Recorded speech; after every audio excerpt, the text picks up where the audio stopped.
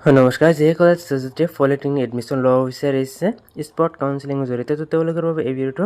তো আগতে এটা নটিচ আহিছিল আৰু নটিচত কিছুমান ডেট দিয়া হৈছিল আৰু ডেটৰ মাজত আৰু কিছুমান ভাগ কৰি দিয়া হৈছিল, যিটো ছাত্ৰীসকলক কি কৰিছিলে এইটো কনফিউজত পেলাইছিলে।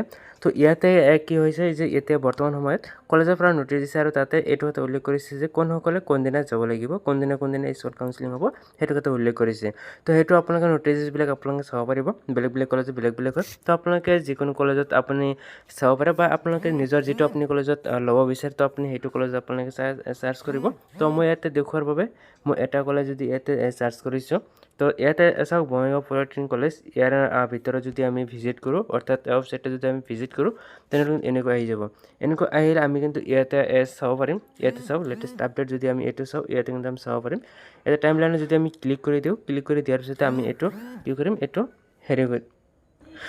ডাউনলোড কৰিলে এইটো চাব পাৰিম। ইয়াতে চাওক কিন্তু এতিয়া কি উল্লেখ কৰা আছে, ইয়াতে চাওক লিখা আছে ডাইৰেক্টলি আৰু নটিচটো আহিছে 3 ছেপ্টেম্বৰ।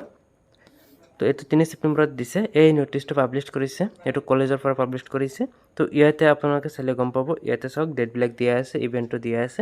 তো ইয়াতে ডাইৰেক্টলি লিখা আছে যিসকলে ৰেজিষ্টাৰ কৰিছে কিন্তু ছিট পোৱা নাই তেওঁলোকে, আৰু যিসকলে ৰেজিষ্টাৰ কৰিছে কিন্তু ছিট পোৱা নাই আৰু ছিট কেঞ্চেল কৰিছে, তো তেওঁলোকৰ কাৰণে 6 আৰু 7 ছেপ্টেম্বৰ এই 2 দিন তেওঁলোকে যাব লাগিব, এইটো ডাইৰেক্টলি স্পষ্ট কৰি দিছে।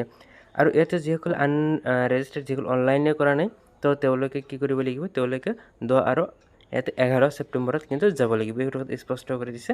তো আপোনালোকে যিটো কলেজ এডমিশ্যন ল'ব বিচাৰে সেইটো কলেজ ভিজিট কৰিব পাৰে, নিশ্চয় আপোনালোকে এনেকৈ কিন্তু নটিচ আপোনালোকে চাব পাৰিব। তো এইখিনি আছিল আপোনালোকক জনাবলগীয়া। বহুতে কনফিউজ আছিল যে আমি কোনদিনা যাব লাগিব, বহুতে মেছেজো কৰি আছে যে আমি কোনদিনা যাব লাগিব, কোন কলেজত যাব লাগিব। তেনেকুৱা কিন্তু নটিচ কলেজৰ পৰা যিটো নটিচ, এই নটিচত আপোনালোকে গ'লে কিন্তু সকলো কিন্তু এই নটিচবিলাক চালে আপোনাৰ সকলোখিনি ডাউটবিলাক ক্লিয়াৰ হৈ যাব যে আপুনি কোন তাৰিখত যাব লাগিব বা আপুনি কোন কেটাগৰীত পৰিছে আৰু কোন কেটাগৰীৰ কোনদিনা যাব লাগিব কলেজত। তো এইখিনি আছিলে এই ভিডিঅ'ত জনাবলগীয়া। তো ভিডিঅ'টো যদি ভাল পাইছে লাইক কৰি চেনেলটো ছাবস্ক্ৰাইব কৰিবলৈ নাপাহৰিব।